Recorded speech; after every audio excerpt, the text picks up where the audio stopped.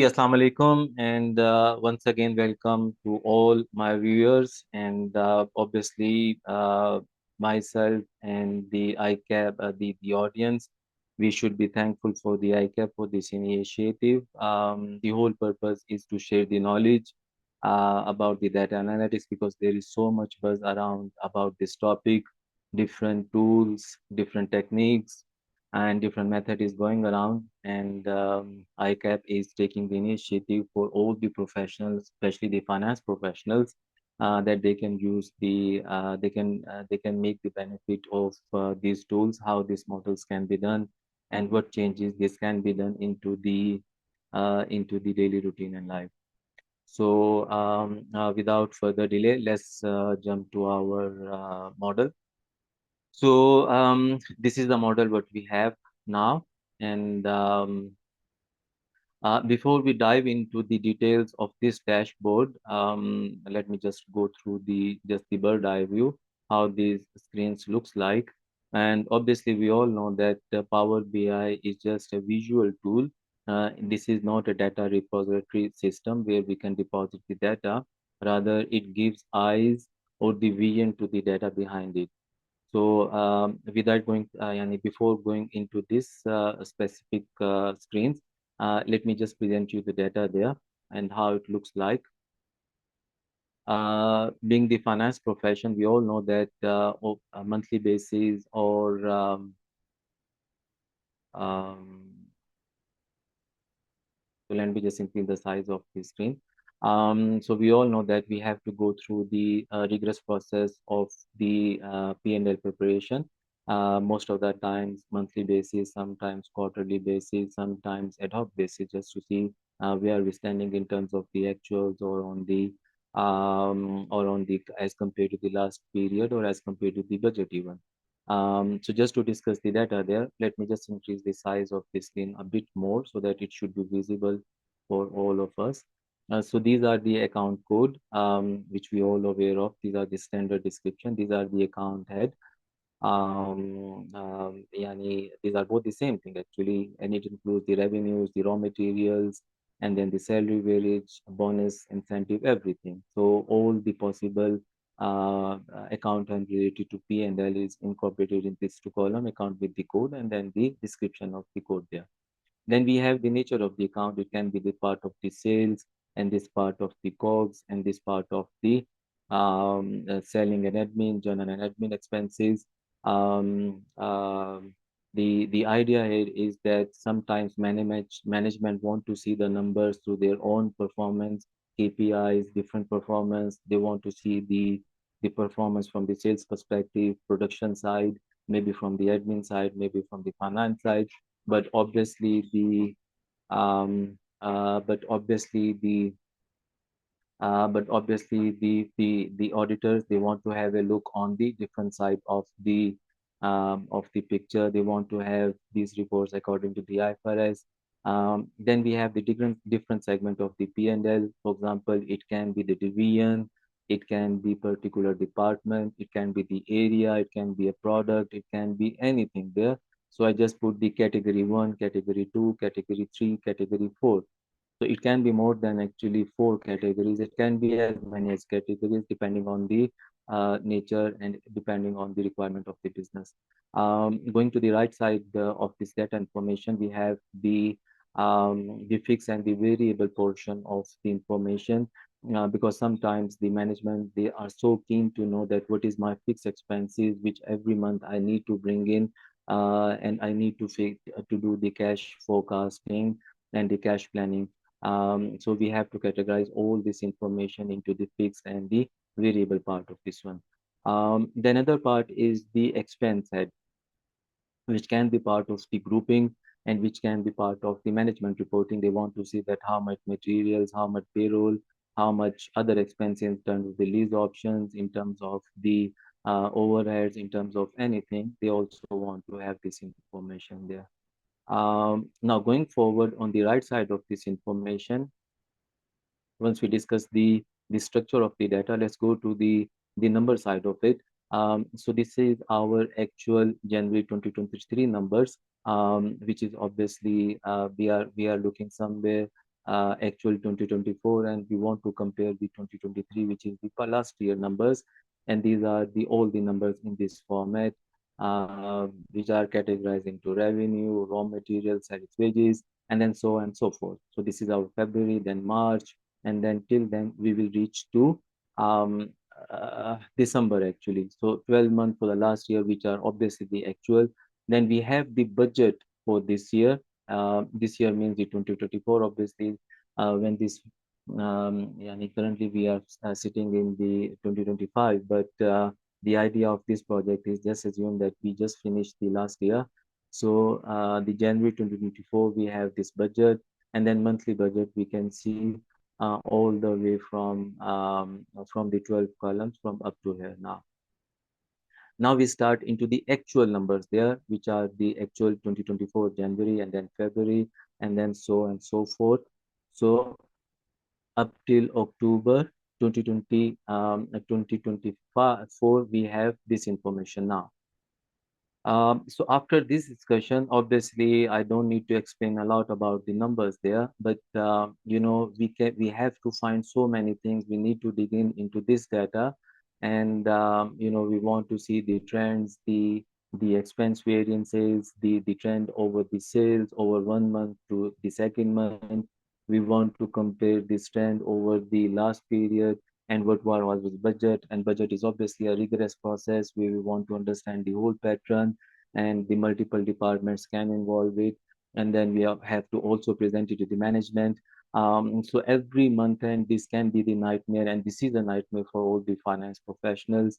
They have to do all this information, put the formulas, give the insights. So during this whole process, they spend their much of the value time with the data crunching, taking this from the ERP, from their accounting system, whatever software they are using, then putting into the trial balance and then getting information, going back and going forth. It takes so much time of their daily routine so that they cannot focus on the actual results of this one. So after understanding the data itself and the challenges we have, and this is, I assume, is a daily bread and butter for all the finance professionals related to the account and the finance department itself. When we go for the Power BI model, so now you can see that all the data, and this is, by the way, is just the same analysis. We have the P&L analysis, and then we can also analyze the total cost as well. So one by one, so let's understand the sales analysis first. So based on the sales, we have 10-month sales is just segregated into the one column, and this is related to the 2023. Then we have the sales budget 2024, which is based on this column here. And then we have sales actual, which is 2024. And you can see that we just changed the color of this one. And this conditional formatting is really important. And it doesn't matter if it is blue, yellow, whatever color you like according to the branding and your preference, you can also do this thing as well. And the next column is the variance which want to see from actual 2024 versus actual 2023. So we want to compare each month with the last month, and then we have to understand the percentage of the variance as well, that how much it increased or how much it is less as compared to the last period. Then we have to compare in this virtual versus budget. This is the same pattern like we discussed. These are the numbers and these are the percentages now. Uh, Obviously, when we are looking at this number, so let's assume that we just finished October and we are sitting somewhere in November now, the first week of November, and we want to see our 10-month YTD performances, and we want to compare this result with the previous period and also as compared to the budget. And this is our full year budget. This is our full year budget, and this is our last year performance there. And these are the variance, the run rate which we need to achieve in the coming 2 months as compared to the budget there. And these are the different charts, the waterfall chart, which compares the 23 with the 24. And then we have the actual 24 with the budget 24. And then these are the variance percentages as compared to the budget and the and the actual last year as well. So after this session, let me just go through for example, if you just based on this performance, if you just click on the category one, for example, now the whole situation changed. So now our overall variance was positive, but category one is coming negative now, which is the category one. So obviously we can seek the explanation from the category one department, their production, their sales, whatever the reason is, what are the challenges they are facing, and we can also fix that. Most of the time this is red and they are behind the target, but obviously in the last 3 months they have the positive pattern, and during the next 2 months this minus 4.5 can become also the green as well. So the whole idea is that when we see for the full picture, and when we drill down to the division level or on the area level, we can see the significant difference between all these numbers.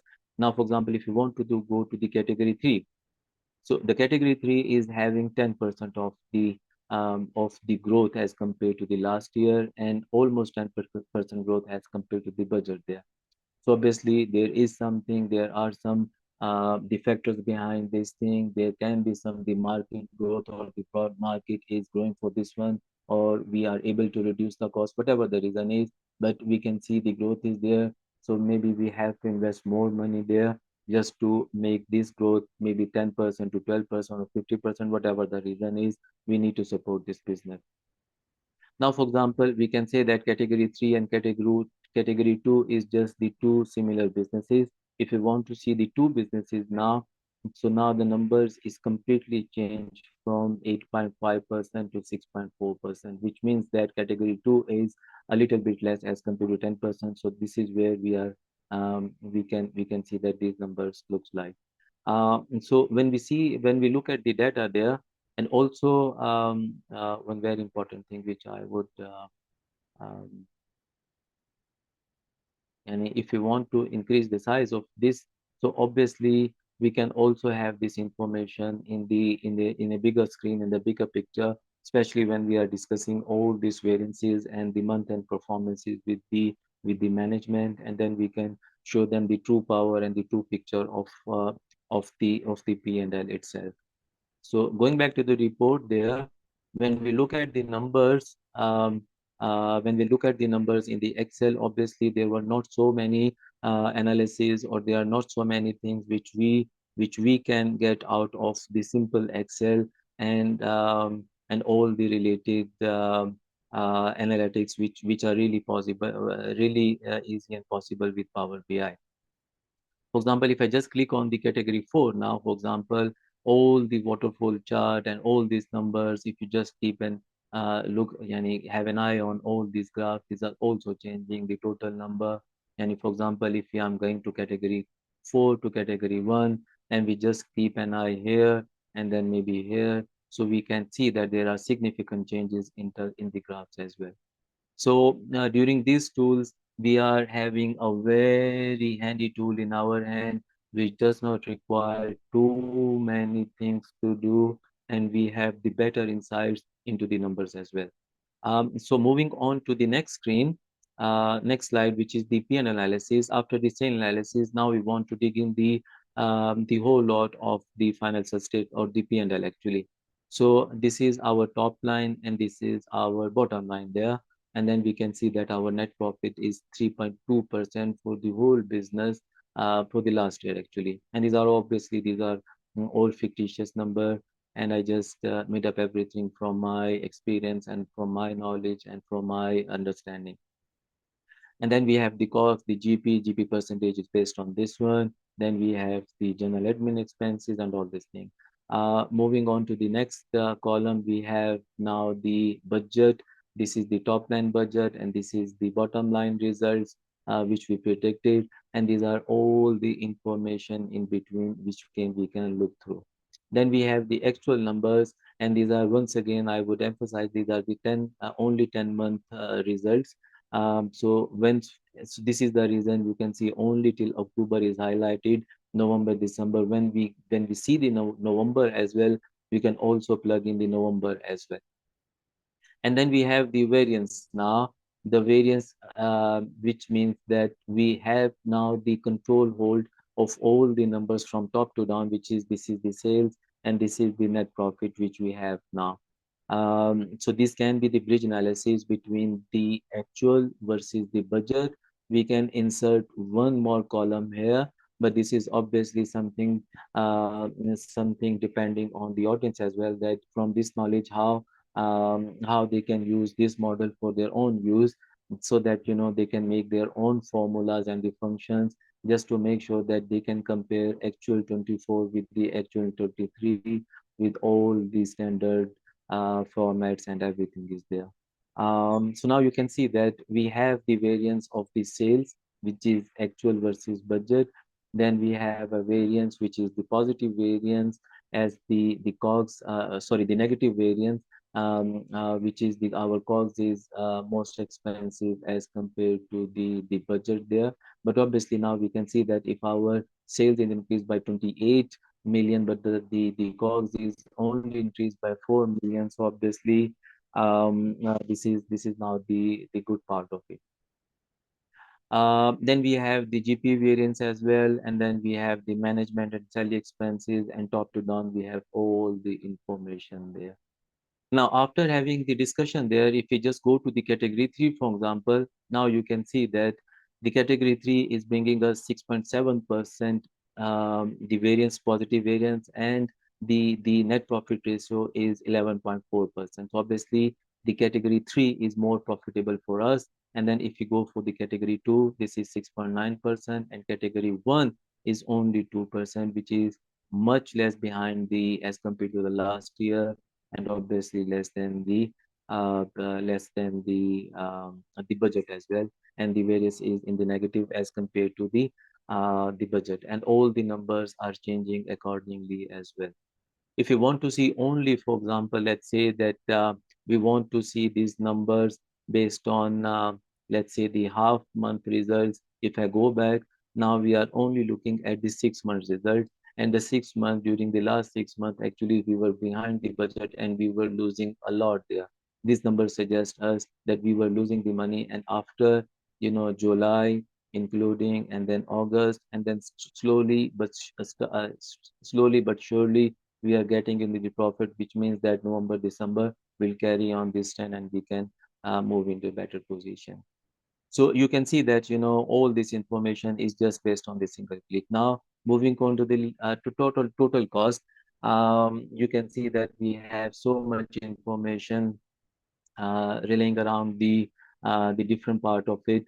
We can also see this information through the category 3. For example, we want to see the financial expenses. We can see the financial expenses. We want to see the general and expenses. We can also see this thing. We want to see the fixed expenses. Now we can see the fixed expenses, and all these numbers have changed accordingly, the general admin and all these expenses. So this is the best part of having the analysis just on the single part. But another thing which I want to highlight here is the automation part. That once we, based on our management's discussion, if we somehow control all the desired formats and everything is in our control. For example, now I just want to show you one really important factor. If I just remove these numbers, which is now the October, if I save this information, I go back to my Power BI and just refresh it. So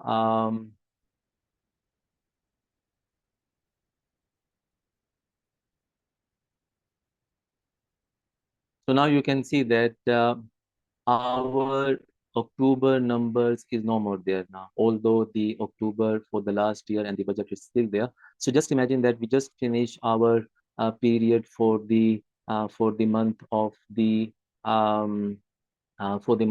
October, and then we just realized that everything is done. So we just copy pasted our October numbers the first week of November. We're just going to save it. Just imagine. And then if we go back to our model, now we cannot see this number anymore now. If we just refresh it, because now October numbers is already there. So you can see that this number is again visible. So this is the real power of the Power BI, that once you set the format, once the everything is set for you, you can go back, you can put these numbers. Obviously, it takes so much time for the first time, but after this thing, your life is easy. So that was all from the P&L dashboard. Obviously, this is available on the ICAP platform. If you feel any difficulty, any challenge, you can always contact ICAP. You can also contact me for the further details. As I said earlier in the last previous thing, that ICAP program the data analytics is a fabulous program. I will also request ICAP to keep this initiative in the future as well, with all the models, including the AR, including the HR module, including there are so many things which we can just develop there, and then we can help so many professionals around the globe, not only to the ICAP members or ICAP students, but also we can do for all the other nationalities or the finance professionals working around the globe. So that's it for me. And then I can be accessible on the ICAP itself, on the LinkedIn and through the ICAP as well. Thank you all, and thank you very much for having me on this platform. Thank you, and Assalamu alaikum.